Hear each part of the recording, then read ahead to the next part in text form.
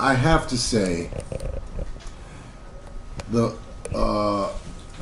in New York, when my father was briefly in the Communist Party, he never broke socially from particularly the black cadre that was still in the Communist Party. They associated on a social level.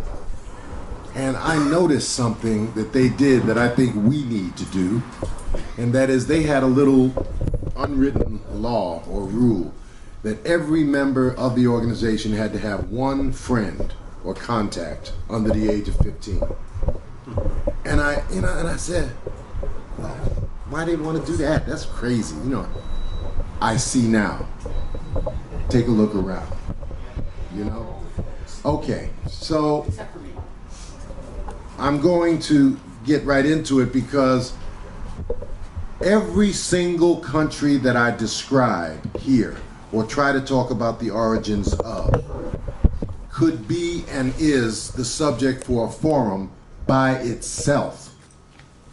So what you're going to get here, unfortunately, will not be the in-depth analysis that I desire, but more of a survey of beginnings of the understanding of the national question. And hopefully, you read this book, or it doesn't have to, the essays in this book. This is Lenin's writings on self-determination and socialism. And I can only say they are vital. Before we get right into, some of the theories, yesterday I went to a refugee solidarity picket line located in front of the ICE building, and I guess there were a couple of hundred, maybe 300 people there. Of course, I was advocating for this forum at that picket line, but I talked especially to the young people. I took time and I said, do you know what the word sovereignty means?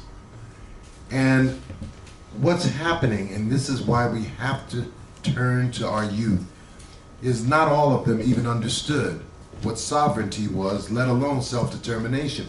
And if you look at the refugee problem, what is at the root of that refugee problem that we're witnessing right now? It is the violation of sovereignty of what should be independent nations in Central America.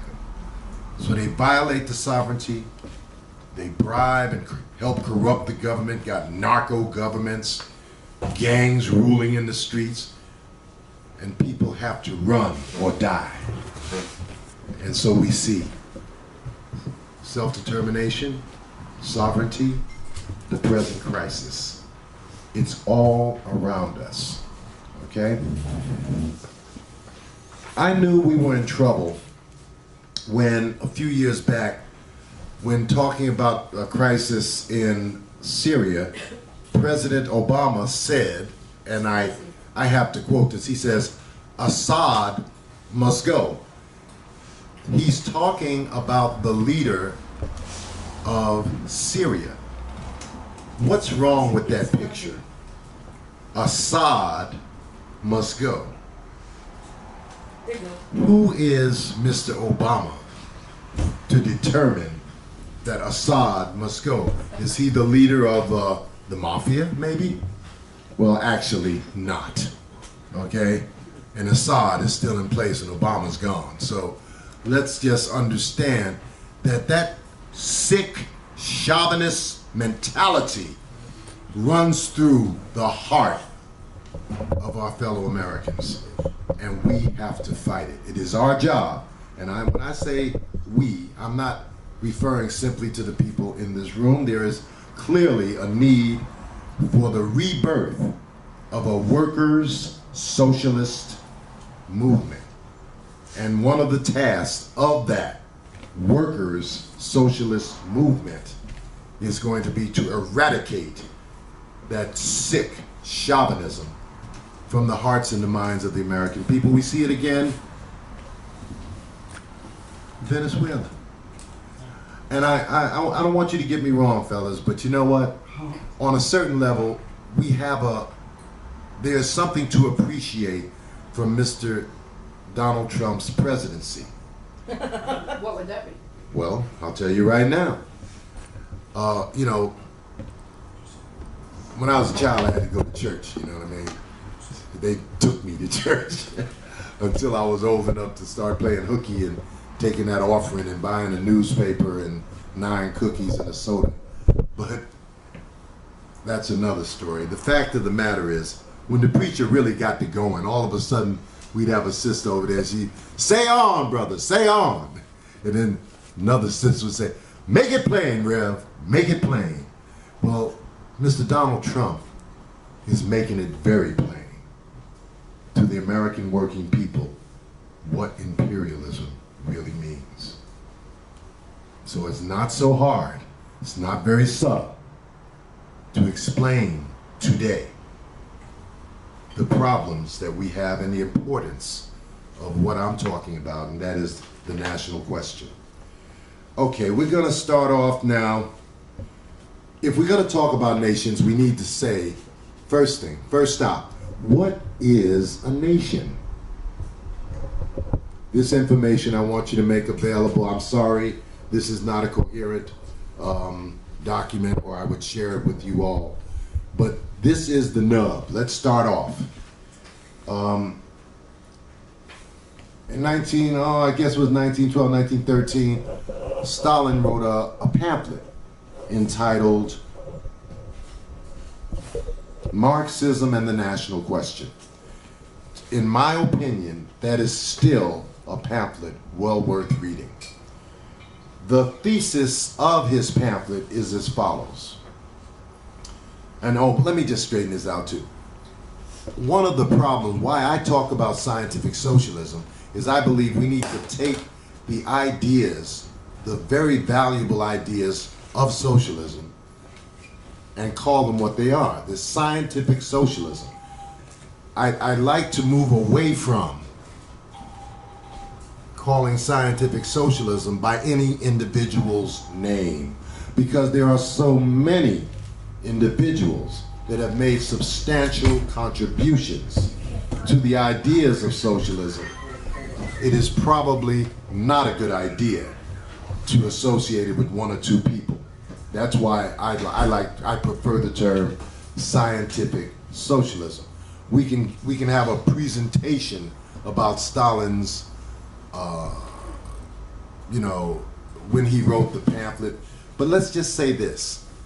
Every person that gives their life to the proletariat, that becomes a revolutionary, changes with time. Don't kid yourself. The Kautsky of 1890 was not the Karl Kautsky of 1914.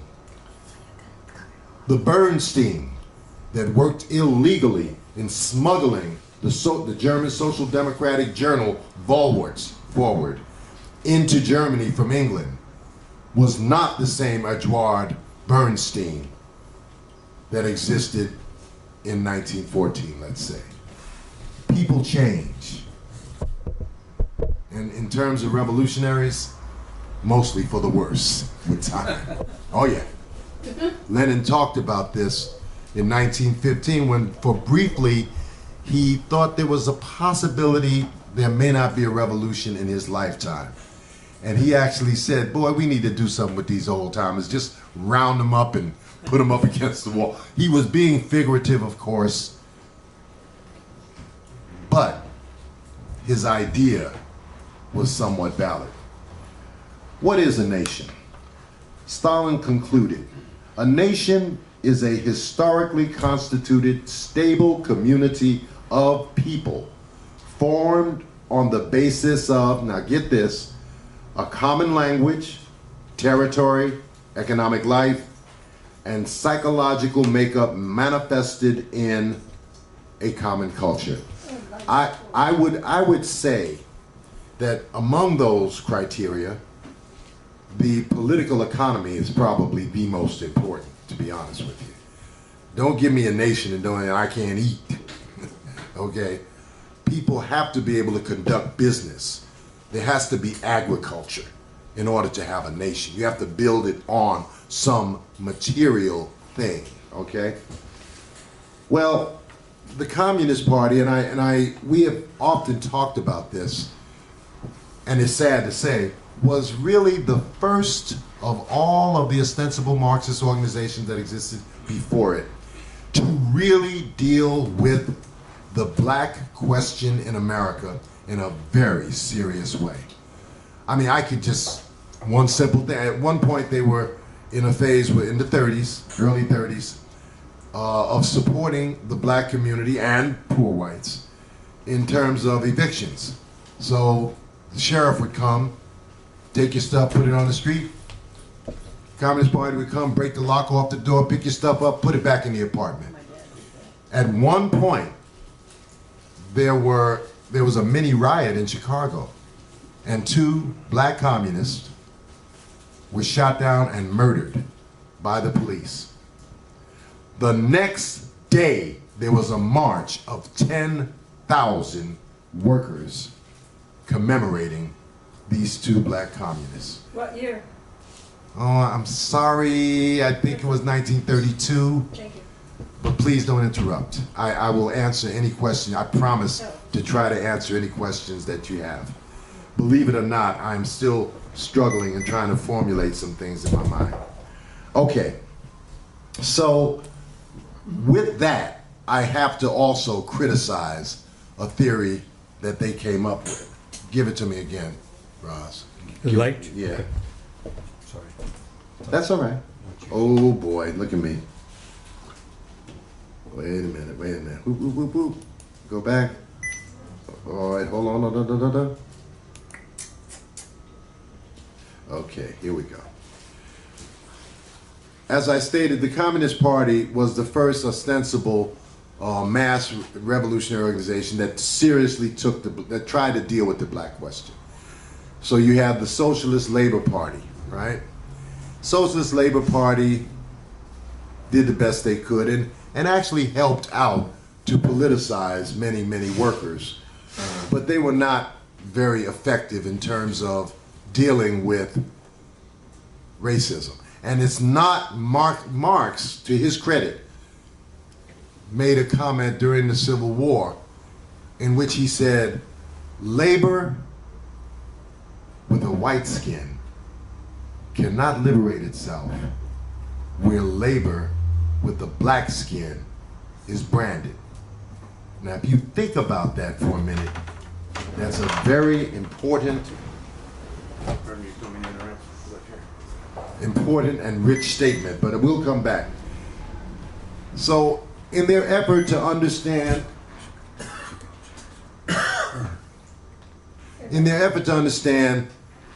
the basis of black oppression, in 1928, Brother Harry Hayward, along with others, came up with a theory that black people constituted a nation within a nation.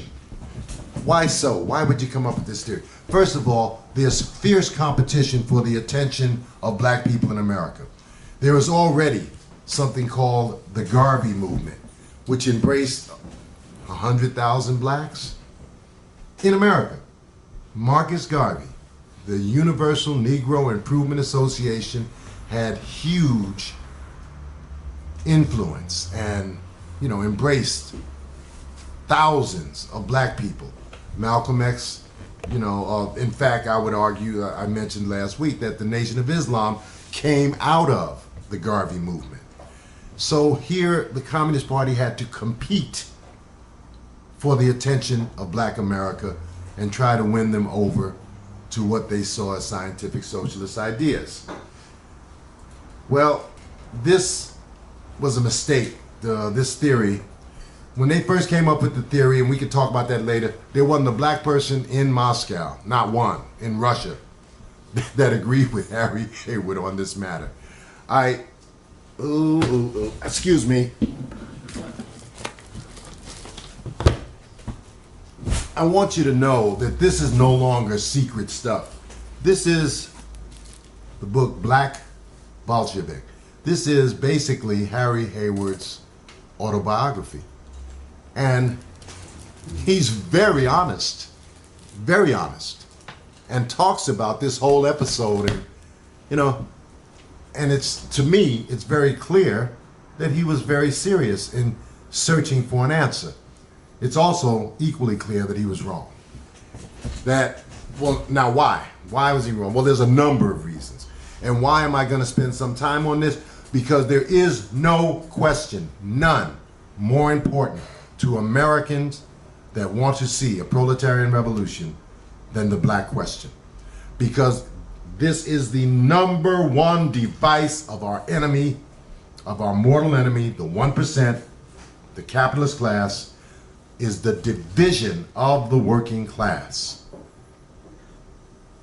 And in order to overcome that division, we have to understand the question. Okay, so basically the argument was, and if you look at the map, you see all of those little dark areas. These are areas where black people in the United States were a majority in about 1928, 1926, between 26 and 28. So it's not like there was no truth to the theory. It is true that there were areas in the South where black people constituted a majority. They put these areas together and they said, look, in these areas, if we were to put this together as a continuous, you know, area, and the problem is it's not very continuous. Look at it. Sorry, but you see that area right there? All right? You see there are whole areas where black people were not, clearly not a majority in the South. So what's wrong? One, I think that the position itself is false, that the nation within the nation winds up, and here's where it was opportunistic, as an attempt to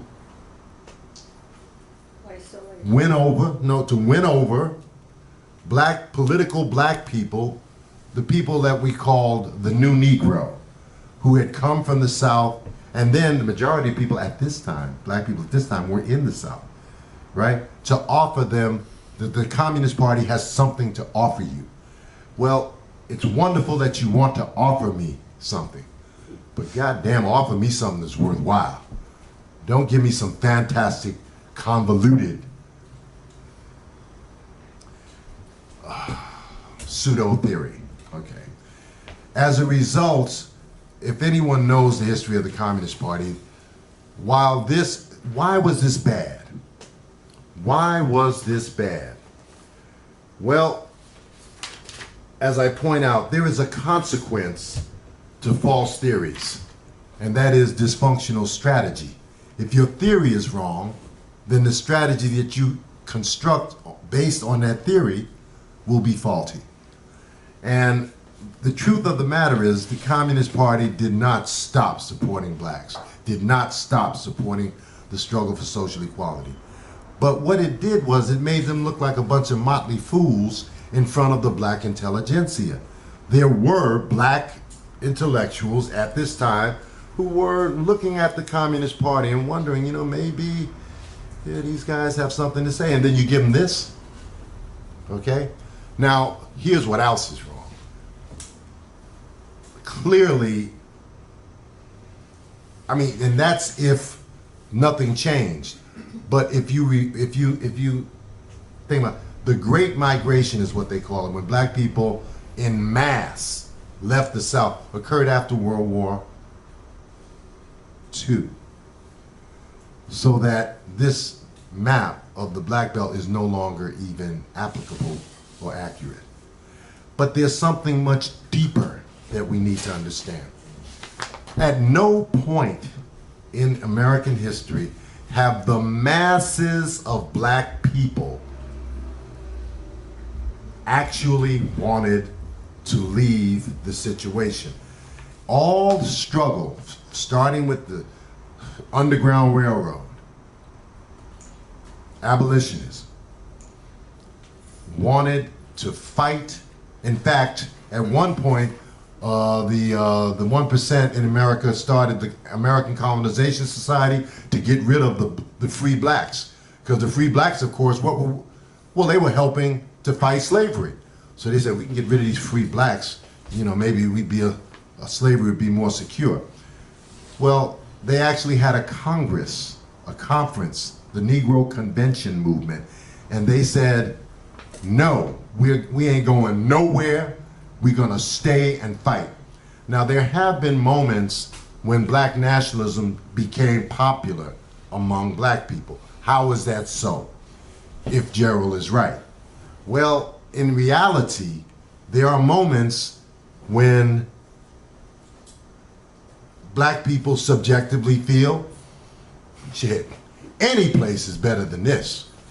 And one of them was the Dred Scott decision, and I need to create a graph to show you this. When the Dred Scott decision occurred, people, I hope you're aware that the Dred Scott decision basically said that there are no rights that black people, that white people need to observe that black people have, basically. All right? That's what it said. That was in the Supreme Court. This was an abolitionist movement to try to get the Supreme Court to recognize that if an African had escaped from slavery, that he should then be free. It said black man has no rights that a white man should recognize, okay? This demoralized the abolition movement. And in fact, briefly, a guy like Tom Delaney and many other famous black abolitionists broke with William Lloyd Garrison, etc., and formed a separatist, you know, there was a kind of a separatism among black people. It's kind of ironic. It didn't last very long because I think you all know by 1861 the Civil War started, and I think it's quite interesting that Thomas Delaney, the big-time separatist and the father of American black nationalism, joined the Union Army and became a colonel. Oh yeah, oh yeah, because the door opened for struggle, for victory, and they jumped on it. And of course, I think you know, I believe it's about something like 500,000 black joined the army and helped to secure the victory of the Union Army against the South and end slavery. But there's another thing. So you see the same pattern, for instance, after World War II. After World War I, you have the Red Summers, where black people come from the South to get jobs, industrial jobs in the North, and then the soldiers come back and they're unemployed. And there were riots in cities like Chicago, Tulsa. You know, there's a fairly long list of these riots. Very different outcome, but the point is, at that point, Garvey shows up and says, okay, look, you see how these white people treat you? Let's get the hell out of here. Let's go to Africa. And people said, yeah, let's get the fuck out of here. This ain't cool. And so you had a growth of nationalism, but eventually, and what undermined that and what led to a change? Looking at the social dynamic, the dialectic of black liberation, it was the creation of the CIO. Many of the Garveyites who participated, you know, and supported going back to Africa in 1916, 1917, turned around and became organizers in the CIO when the situation changed and availed itself. So once again, black nationalism, nothing to fear. We have a program. It's called Integrated Class Struggle. It is the program of our victory. I'm gonna have to move on though because time will not permit.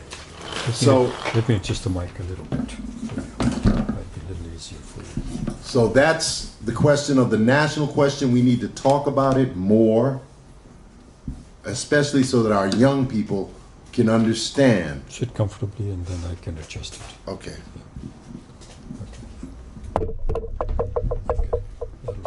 Okay. But let's move on to South Africa. Here's a situation. I think that unfortunately we don't pay attention to the history of the British Empire. There was a time when they said, yes, the sun never sets on the British Empire. Well, South Africa is a product of that. Starting off as Boer colonies, of course, there were people there. The Zulu put it to them a few times. In fact, put it to the British a few times. But ultimately, I think it was 1913, they had this Land Act that was passed by the British that basically set up what's called the, excuse me, y'all.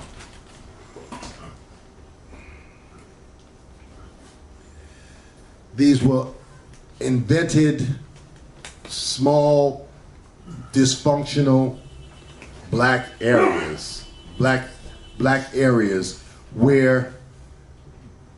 which were called the homelands of the black workers, right? And at the same time, of course, they had the massive black workers working in the extractive industries, be it diamonds, precious metals, especially gold.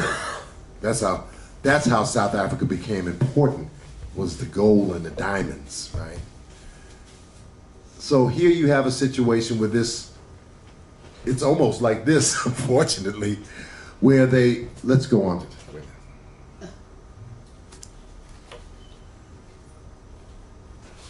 This is a map of South Africa, and it shows the language, concentrations. The ones that I want you to pay most attention to, by the way, there's got to be 16 different tribes in South Africa today, all right? But pay attention to the KwaZulu and the Xhosa.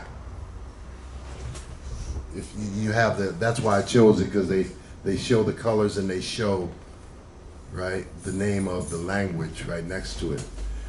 This was used and is still being used. It is a danger because it's still being used in South Africa today. For the interest of time, I'm going to share a quote.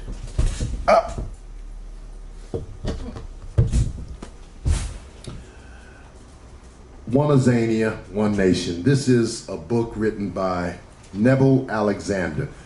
He used the term no suise because, well, it's illegal to criticize the Afrikaan government. This is basically a criticism of their entire national policy. And here it is.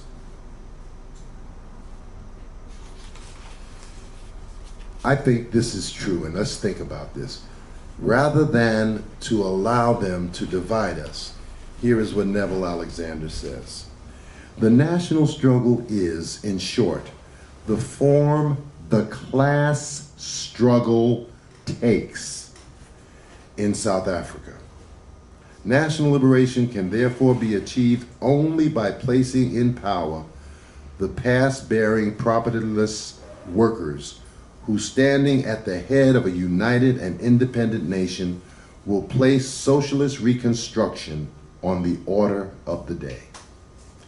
In this sense, the national and class questions coincide in their social base. That is the program that I think will lead to victory in South Africa. Unfortunately, if you study South Africa, you'll see that there have been, I think, undue concessions made to so many tribes in South Africa on the basis of we want to be democratic. Well, we always want to be democratic, but we don't want to build illusions.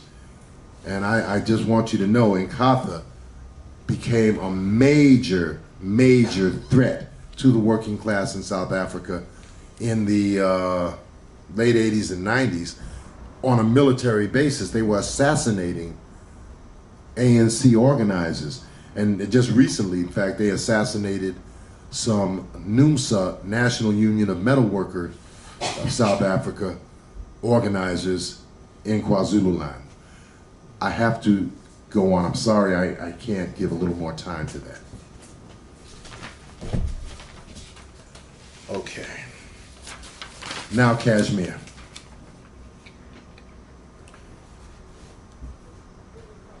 Oh, that's Britain. I wanted to get on Britain a little bit because, as you see, they're not even consolidated as a single nation, but a coalition of nations, right? And now, due to the Brexit friction. Not only Scotland does not have the position that England does. And if you look at Northern Ireland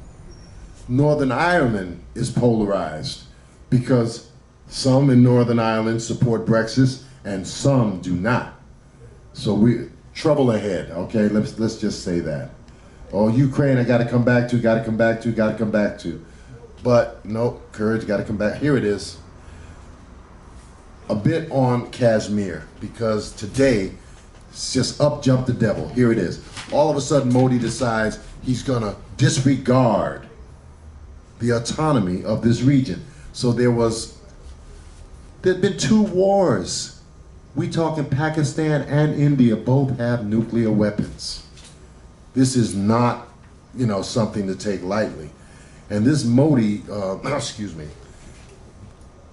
it's not a personal matter, it is political.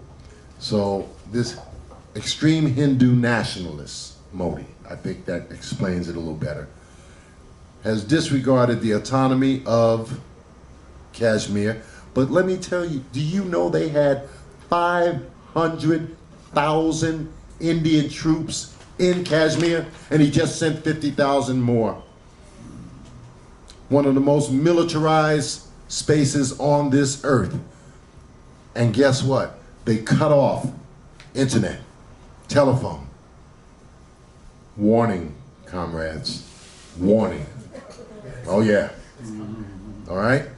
And what happened in all of this? 10,000 people defied the Indian government and came out and demonstrated. You can only have admiration and feel pride, the dignity of these people to come out under those conditions and fight back. But on a couple of answers, one, is that called, the regulator is 305? 370. Excuse me, thank you very much. So clearly, we think that regulation should be respected. I mean, by the way, isn't that the UN that came up with that? No, 370 was a accession agreement between the king of Kashmir, Jammu and Kashmir, and India. Okay. So here again, who's involved in all this nonsense? Britain. Yeah, oh yeah. Watch them. See, the United States, we too dumb to trick anybody, so we just go in and kill you up and beat you up and, you're mine, rape them, that's all. But the British, woo, man, they be putting some thought to their trickery, tricknology, as the Muslims like to say. Okay, I'm gonna have to continue because my time is running out. So I'm gonna go now to the Kurds. The Kurds basically are a nation without a state. If you look at this map, can y'all see that? Is it clear? So what do you have? You have Turkey. The majority of the Kurds appear to live in Turkey, and a big swath of Turkey is really a part of Kurdistan, or, well, what will be Kurdistan. Then we have northern Syria, where the Kurds have initiated an extremely interesting political and social experiment that's working. They actually defeated ISIS in their region. And that's why they were tolerated by the United States and to a certain extent Assad. But I'm wondering, it remains to be seen how Assad deals with them once ISIS is fully removed and the situation is normalized a bit in Syria. You also see Kurds are on that eastern border of Iran, and of course in Iraq. Now in Iraq, there has been once again a kind of a understanding there's some autonomy for the Kurds in northern Iraq. But what's the danger of that? Did I just say Kashmir? Did they not have a written document about their autonomy? Such documents apparently, well, let's just say they're no guarantee to continued freedom. What we need to have is the establishment of Kurdistan. And by the way, who was it that cut up the Middle East the way it was? Disregarding national formation, language, Sovereignty. sovereignty.